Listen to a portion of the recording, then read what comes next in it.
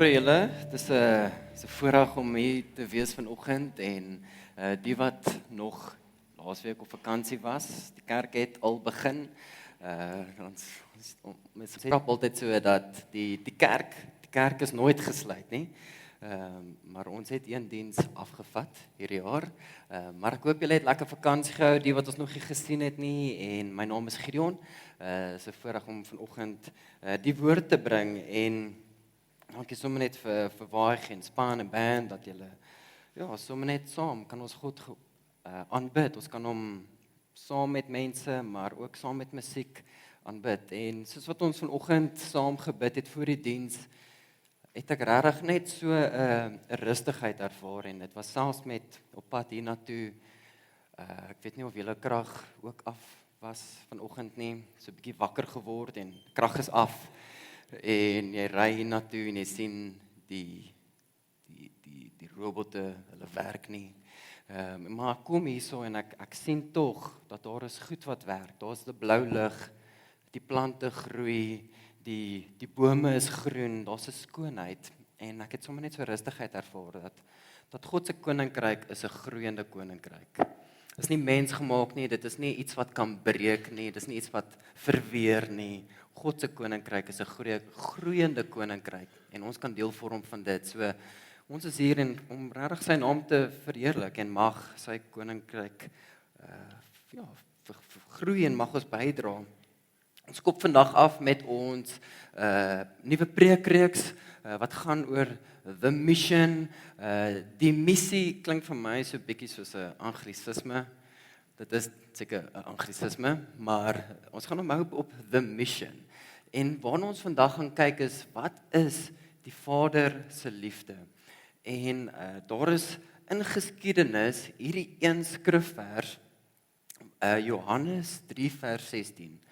En dit is seker een van die eerste skrifgedeeltes wat ek geleer het.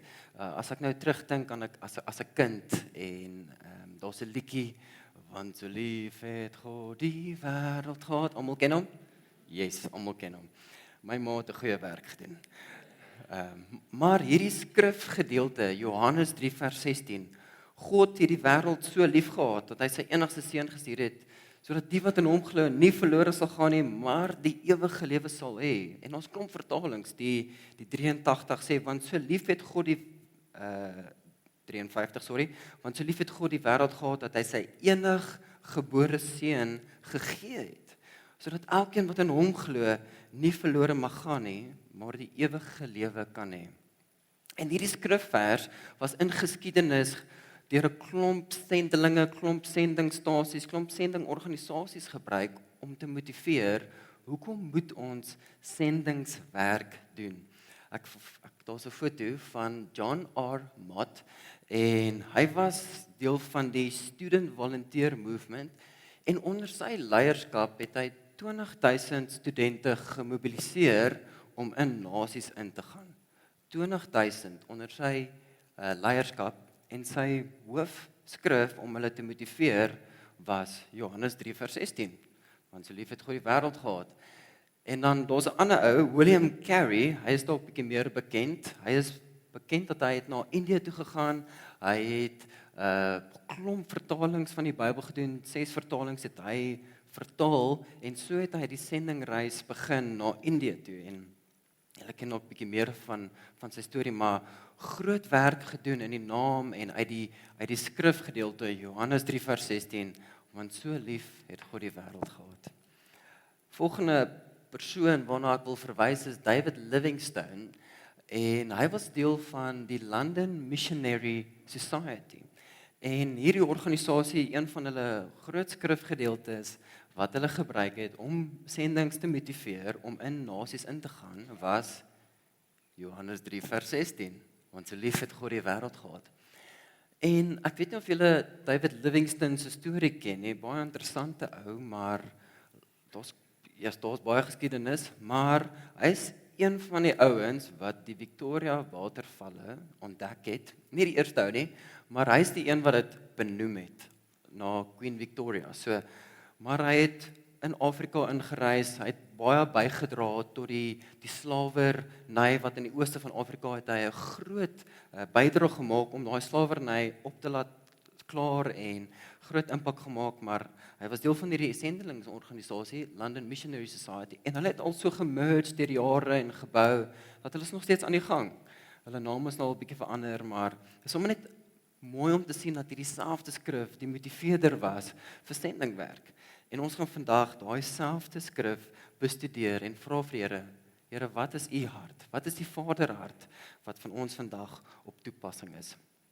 Ek lees hom weer vir ons. Want so lief het God die wêreld gehad, dat hy sy enige gebore seun gegee het, sodat elkeen wat in hom glo, nie verlore mag gaan nie, maar die ewige lewe kan hê. Here, ek bid dat hierdie skrif vandag opnuut vir ons oopgebreek sal word. Here, kom deponeer in ons harte u hart vir die wêreld. Kom help ons om te sien en te voel, raak te sien wat in die wêreld aangaan. En kom help ons om die wêreld so lief te hê soos wat u dit liefhet. In Jesus naam, amen. Amen. So, eerste belangrike element wat ons sien uit hierdie skrif uit is, die grootste liefde wat ons al ooit gesien het, word vasgepen in hierdie skrif. Want so lief het God die wêreld gehaat. Want so lief het God die wêreld gehaat. En ek persoonlik in hierdie wêreld kan aan 'n paar mense dink wat moeilik is om lief te hê. Dis net ek. Ons 'n paar mense in die wêreld, dit is my moeilik om hulle lief te hê. En dalk is jy hier vanoggend en jy voel jy is daai ou. Hy is taaf. Hy is moeilik om lief te hê. En jy is dalk vanoggend hier 'n Bloubil ondersteuner en jy sê, "Jesus, daai stommers. Daai stommer ondersteuner, hulle is net so moeilik om lief te hê." En dis dalk nou 'n rugby vergelyking en jy dink nou, "Jesus, daai ouens wat altyd 'n grappie maak oor rugby ondersteuners. Hulle is so moeilik om lief gehet te word." En ons in my persoonlike lewe net moeilike mense en ek kan dink as iemand enigiets aan my seun iets doen, ek gaan hom nie baie lief hê nie. As daar iemand iets doen aan my familie, ek gaan nie daai ou baie lief hê nie. En jy kan jou eie prentjie inkleer oor wat se mense in jou lewe is moeilik om lief te hê. En dis baie keer mense wat ons verbyry, baie keer mense wat ons verbygaan, dat ons regtig net nie lief het nie. Maar Johannes lig hier uit hierdie skrif uit iets van God se liefde wat so groot is. Want so lief het God die wêreld gehad. Nou, as jy 'n Jood was in daai tyd, was dit vir jou obvious dat God jou liefhet. 'n Jood. Van vir jare in geskiedenis het al hierdie verbond vasgemaak. Jy hoor jou oupa se stories, daai stories wat jy al gehoor het. Hierdie is wat ons voorvaders gedoen het. Hierdie is wat God vir ons gedoen het. Dit het bewys hoe lief hy ons het. Daar's 'n verbond geskep en ons is geliefd deur God. Maar toe Jesus hierdie sê, want so lief het God die wêreld gehad, toe was hulle dalk so 'n bietjie, wow. Die wêreld? Wat van ons? Wat van Jode? Wat van die mense wat ons nou al so lank in verbond was en in 'n verhouding en in gehoorsaamheid en nou word die wêreld ewe skielik hierso op nommer 99 ingebereken in hierdie sin, want so lief het God die wêreld gehad. En ek dink dit het nie so lekker gesit met die Jode nie, want ewe skielik word hierdie liefde nou groter as wat hulle gedink het. Dit was net vir ons mense, maar nou is dit groter. Dit is nou die wêreld. Maar God en Jesus sê hierso, so lief het God die wêreld gehad. So hierdie grootheid van die liefde het Jesus hierso kom openbaar en sê die wêreld. En ek dink terug aan wat Jesus toe ook gesê het in Johannes sê toe in 1 Johannes 2 vers 15, moenie die sondige wêreld en die dinge van die wêreld lief hê nie. As iemand die wêreld liefhet, is die Vader se liefde nie in hom nie. En vir my was dit hierdie sulke twee kontrasterende skrifte, want so lief het God die wêreld gehad, maar hier ons sien ons 'n instruksie van Johannes wat sê, moenie die sondige wêreld en die dinge van die wêreld lief hê nie. Moenie dit lief hê nie. Hoekom? Want Johannes het geweet dat die dinge van hierdie wêreld kan vir ons meer aantreklik raak en dit is nie waardevol om lief te hê nie.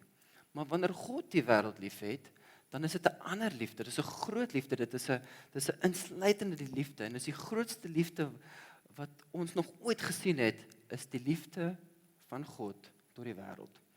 Nou ons kan indink oor hoe hierdie wêreld was en is. Hierdie wêreld het probleme. En ons in hierdie wêreld, ons het probleme en ek dink aan terug toe God vir Jesus gestuur het. Dit was nie asof enigiemand gevra het of ek was nie daar nie, gesê het stuur asseblief die seun vir ons. Ons is reg. Dit was 'n sondige wêreld. Dit is 'n wêreld wat teen God gedraai het, teen sy woord, teen sy instruksies het hulle gedraai. So dit was nie 'n baie liefdevolle groep waartoe God sy seun gestuur het nie. Dis 'n sondige wêreld, dis 'n donker wêreld. Maar God se liefde is so groot dat selfs in daai sondige wêreld het hy gesê, ek stuur my seun. En wanneer ons hierdie skrif sê, want so lief het God die wêreld gehad, is daar eintlik 'n roeping op ons as Christene om dieselfde manier lief te hê as wat God het, as wat ons Vader het. Sien, die Vader se liefde is die grootste liefde.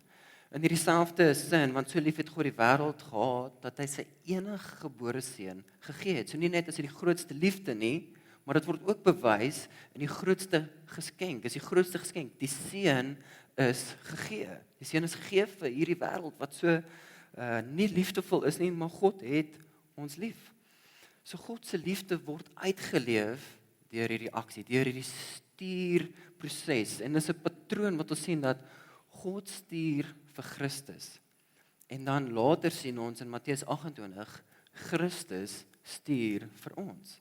God stuur vir Christus en Christus stuur vir ons. En Jesus het gesê, vrede vir julle in Johannes 20 vers 21, soos die Vader my gestuur het, vir Jesus gestuur het, so stuur ek ook julle uit.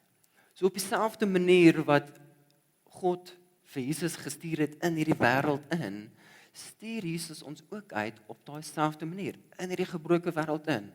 En daai woord gegee of gestuur, dit sluit eintlik twee konsepte in. Dit sluit in die geboorte van 'n Christus, want hy het hom gegee, hy het hom gestuur in hierdie wêreld in, en dit is wat ons so lekker kon vier tydens Kersfees, is die geboorte van Christus, maar die woord gegee sluit ook in die betekenis van die kruis, die dood. Christus word gegee vir hierdie wêreld. Jesus is gestuur vir hierdie een doel, om dood te gaan vir ons sonde, vir hierdie wêreld. En dan vra ek my maar, hoekom het God ons so lief? Want ons is nie altyd so liefdevol nie. Ons is daai mense wat nie so liefdevol is nie en ek weet nie hoe jou vakansie gegaan het nie. Dalk het jy elke liewe dag Bybelstudie gehou, jy het elke liewe dag worship musiek aangesit, jy het elke liewe dag stilte gehad en jy het nie een keer jou meer verloor nie.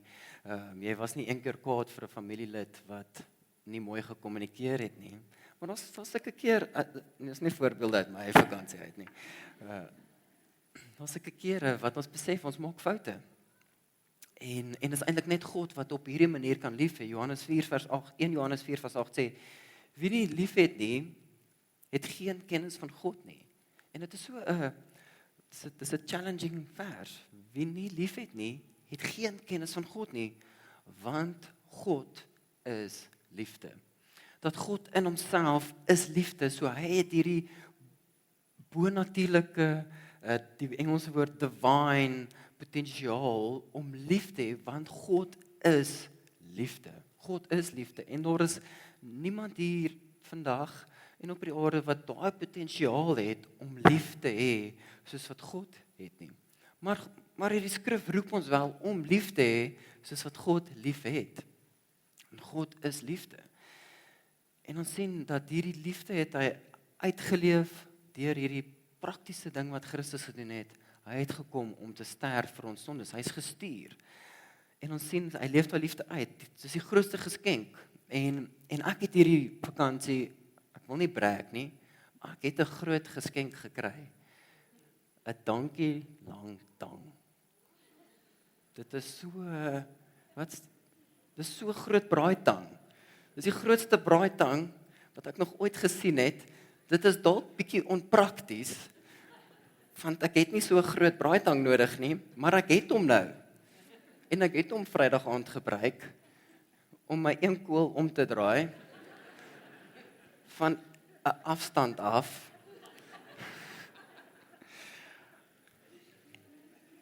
En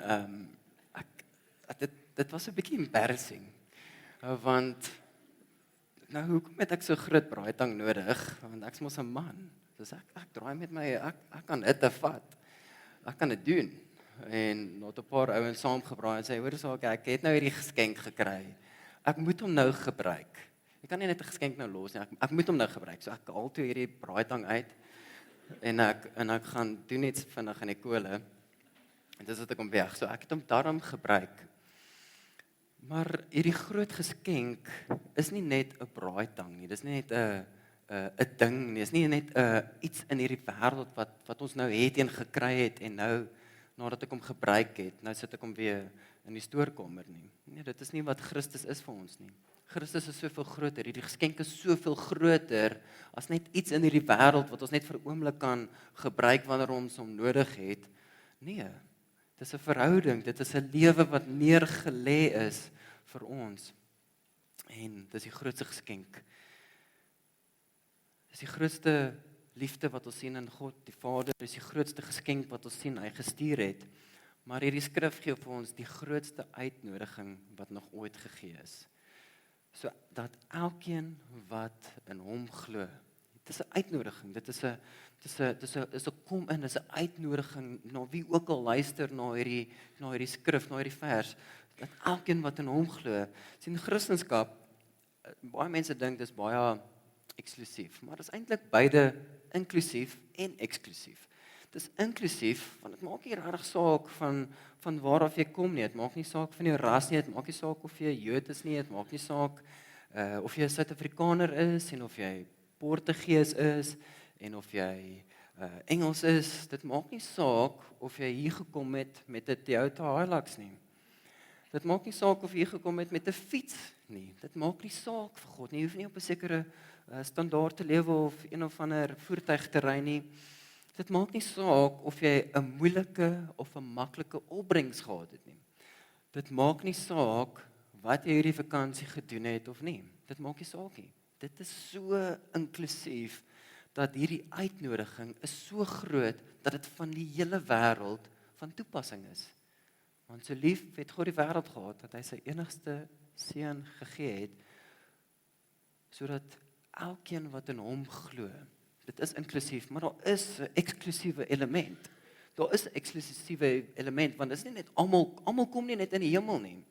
Daar's 'n eksklusiewe element wat sê, die wat in hom glo. Daar's 'n groepering van mense wat sê, indien jy in my glo, is eksklusief, want daar's 'n spesifieke verwagting. Daar's 'n verwagting dat ons in God moet glo. En dit wat Jesus gedoen het, ons moet daarin glo. Ons moet daagliks glo dat Christus is ons redder. Dis 'n aktiewe proses, dis 'n eksklusiewe proses en is om al die ander dinge wat ons so liefhet tweede te ag en om ons eerste liefde in plek te sit en sê, Here, ek glo nie, ek het U lief. En hierdie uitnodiging is iets wat God vir die wêreld gee, maar dis 'n daaglikse uitnodiging wat God vra. Is jy lief vir my vandag? Waar is jou hart? Het jy my lief? Wat is eerste? Wat is tweede? Glo jy in my? Dit is inklusief en eksklusief.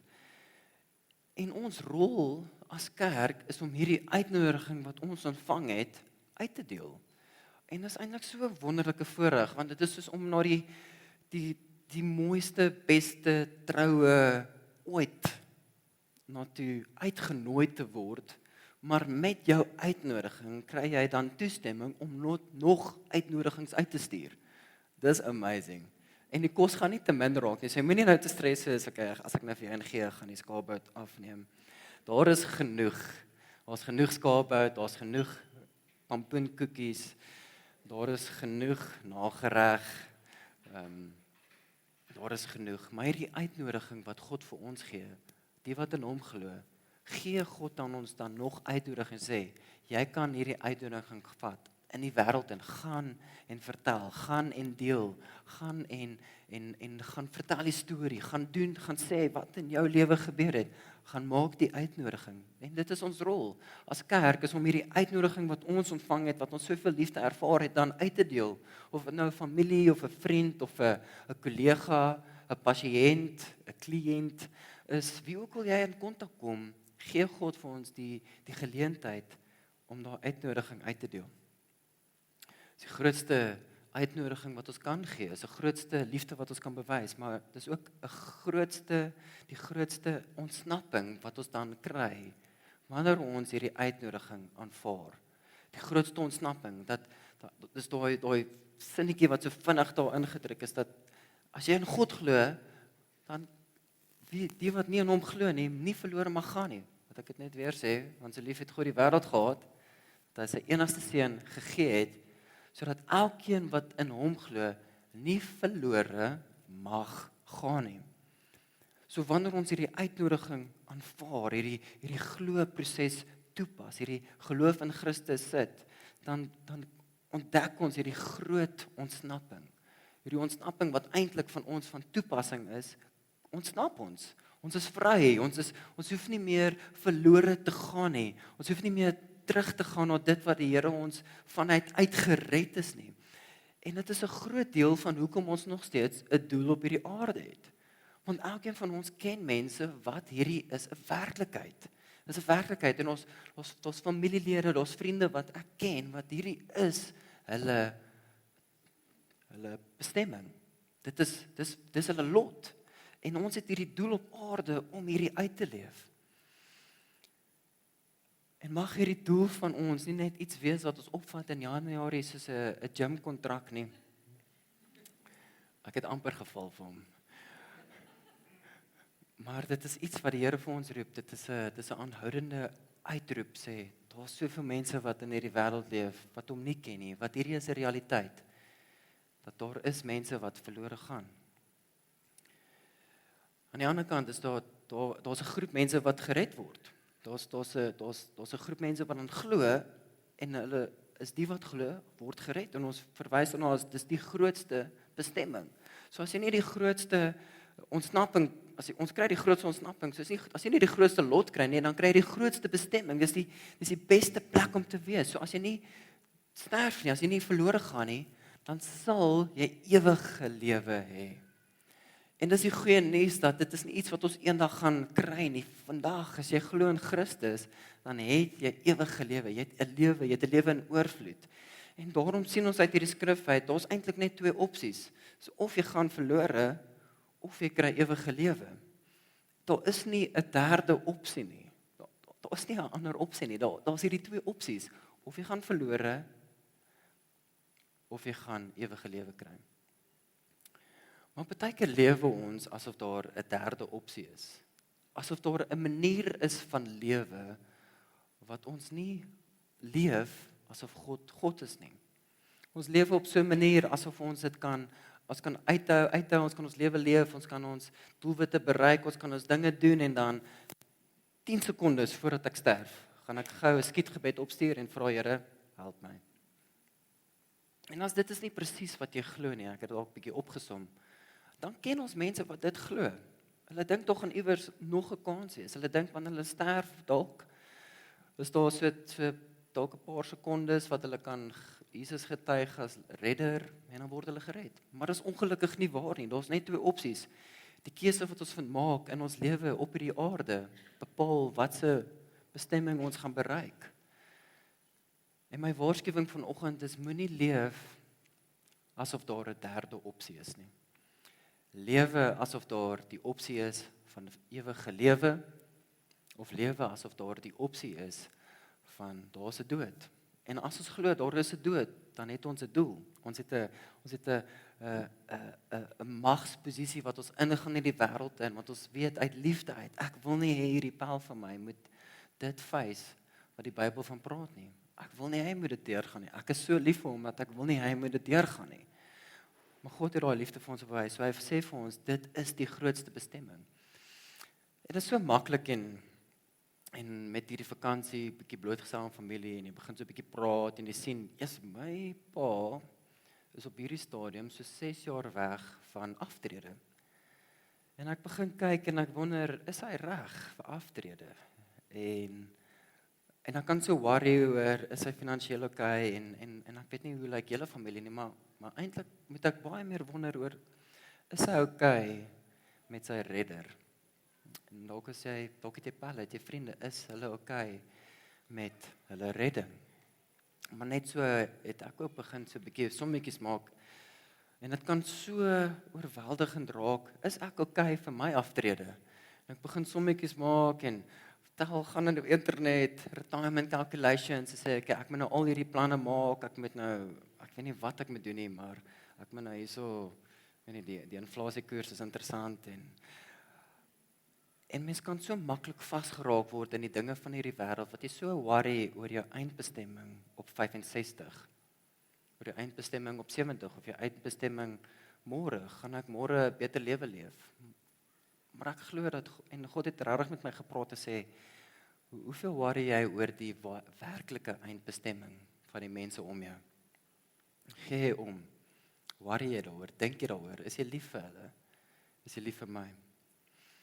Mag ons meer bekommerd wees oor mense se ewige eindbestemming as hulle wêreldse eindbestemming. Ja, daar gaan ook swaar kry wees as hulle nie 'n goeie aftrede het nie, en mens kan omgee. Maar ons soveel swaar kry as hulle nie reg is met hulle verhouding met hulle Vader nie. Tyd is kort. Ek is 'n trustee op ons kompleks, en ek kry hierdie baie interessante oproep, en ek mis dit, en ek kry toe 'n WhatsApp, en toe staan iemand oorlede wat in die kompleks bly, jong getroude koppel, en hulle was ongelukkig aan 'n kop-aan-kop botsing dood oor die vakansietydperk, en in 'n oomblik het ek besef, die lewe is kort. Ons weet nie wat gebeur met ons vriende en familie môre of oormôre nie. Dat tyd is kort, en langs oor die kort, hulle is uitgekose, hulle was so lief vir die Here, het so uitgeleef, so ek is dankbaar vir hulle redding, maar ons klomp mense in ons lewens wat ons weet nie. En dis nie om jou bang te praat nie, dis nie om jou angstig te maak nie, maar dis regtig om jou te herinner, om te sê, wie is daar mense wat die Here ons voor moet onthou, wat ek moet onthou? Ek weet, daai ou is nie okay nie. En ek het okay geword daarmee. En my vraag vanoggend is, weet jy wie het jou lief? Het jy die grootste liefde aanvaar? Het jy die grootste liefde besef? Het jy die grootste geskenk aanvaar? Het jy die grootste, is jy bewus van die bestemming wat moontlik is? Het jy God se liefde aanvaar vir jou? Daar's nie 'n liefde groter as dit wat ons kan kry in hierdie wêreld nie. Maar my tweede vraag is, wie het jy lief? Ek wil teruggaan na David Livingstone. Ek weet nie of dit net 'n storie is nie, maar ek gaan nou daai storie vertel.